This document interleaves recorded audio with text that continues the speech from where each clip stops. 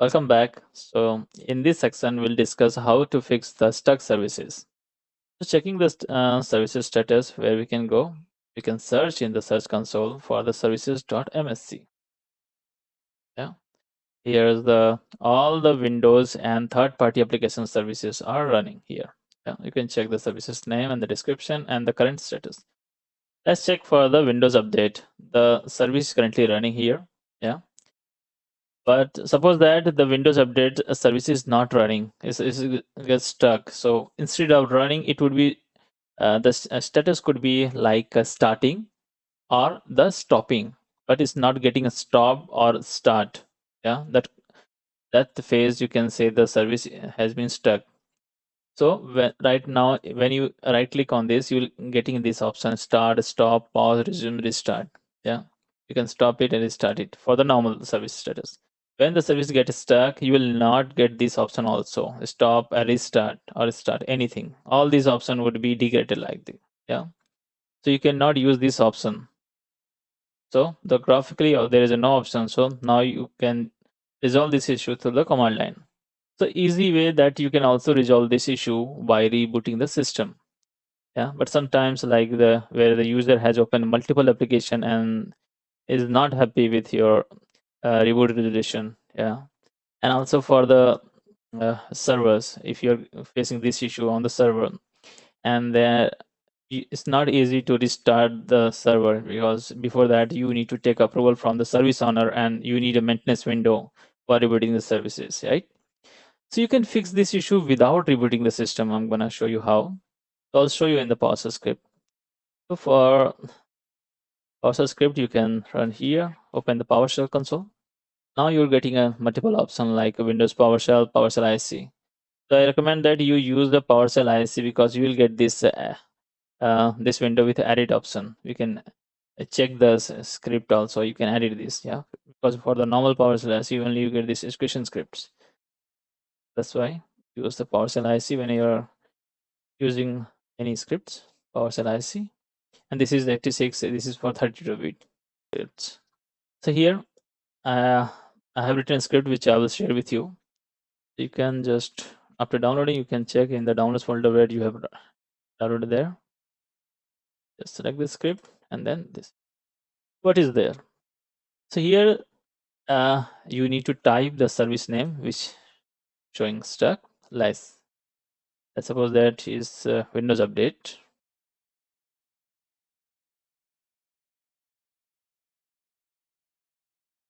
Yeah.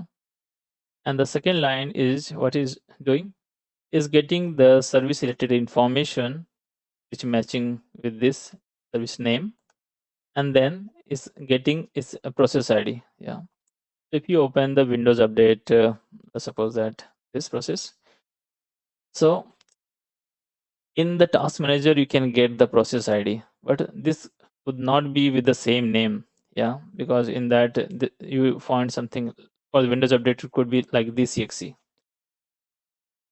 You open the task manager, details tab, you will get it, all the process ID based on the running of the system, and then local user ID also. So this is a SVC host getting this ID. Yeah, so you will not get the service process ID matching with this name. Press the W. Let's sort by the name and then press W. Yeah.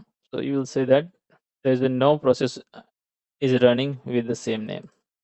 Don't get confused. Yeah, the service name could be this one, but the execution could be running with this exe. So this is a system process. So we can kill this process something matching this. So how will we identify that? Yeah, because this is not easy, because there's a multiple SVC host is running for the different process. Yeah, so manually it's not easy to, you can do that. So what the script will do that, just type the either here the service name. Yeah, so I'll execute line by line. Then you can select this and then run selection only. So it's just save the service name, Windows Update, and here we are using this variable service name here. So you can also execute this line by selecting, or you can just press the cursor and then the run selection, or you can press the F8. It will execute the complete line. Yeah. So now execution has been done, and now we can check the result by selecting this process ID, or you can type here as a variable name. Yeah. So right now it's not getting anything. So let's give the service name. Yeah. So this is there are two things for the service.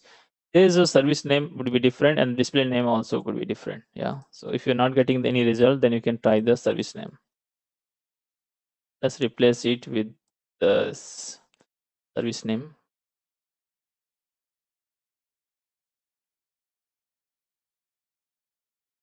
Now execute the second line again. Check the result by selecting the variable only. If I select this the selection, then if I execute, only this selection will execute, not the complete line. Yeah. Okay, perfect. So now we need to give here the service name, not the display name. So now it's showing that the process ID 6204 is responsible, is executing this Windows Update services. You can check also here 6204. This is the process ID. Yeah, and check like this 6204. 6204. See 6204. This is the SVC host. Either you can do it manually, right click on this end task. Yeah. So I will just I'll show you the multiple ways. So I'm just going to end task. You just identified that which process ID is running the particular service. You can end task this and process. Yeah. Now check this is not refresh. You can refresh it. The current status you can say this has been stopped. Yeah. Stop. Now you can start it. We'll do it through the script completely. So here you can check the current status. Now it's running. Yeah. And the process ID could be changed because the process has been killed earlier and then started in different way. You can check again. Running both the line. Now run the process ID. Dollar $ID. Yeah. Now it's running on the different process ID. Yeah. Okay. So I'm written all the steps in a single script. So this step what it's doing is just getting the process ID from here, this variable, and stopping this. Okay, this is showing the access denied. You will get this message. Why? Saying you need a elevated privilege.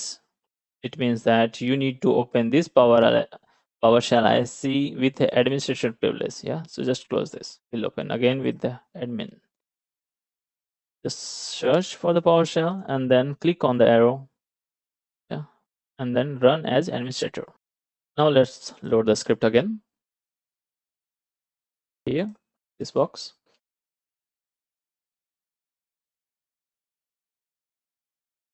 Then get the process ID if you want to check. Yeah, 11560. Now it will stop this process ID forcefully. And now this time you should, yeah, so we did not get any error. And we can also check the status by refreshing this. This has been stopped.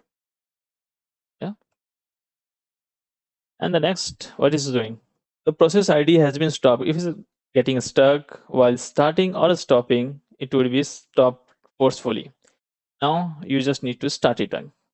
So you can use this command, get service, and the service name already we have mentioned here. It will start this service. And now from here you can check the status. Now it's running, and you can also check here by refreshing. Yeah, see that? So you just need to enter the service name here, and now we can run the complete script in one go. Yeah. So you could be also getting this kind of error in the PowerShell. This is a security feature. Yeah, sometimes you're downloading the PowerShell script from the outside external, and then it's running is privilege. It's blocking that based on the execution policy. You can change the policy, or you can simply do one thing. Just copy this and paste in a new blank space here, and now script. Now you can run the script. Now it will not give this. So here you can see that he's getting a process ID and then is stopping that and now starting again. So this, through this script you can do the automation task and you don't need to reboot the system for resolving the stuck services. If you're not working on and not utilizing more the PowerShell, then I request you to please learn the PowerShell, because this is a very powerful tool. You can automate a lot of things. You can manage a multiple system. You can change the settings in multiple system through the PowerShell script, where you need to do one by one manually. Yeah, it can save a lot of your efforts and time.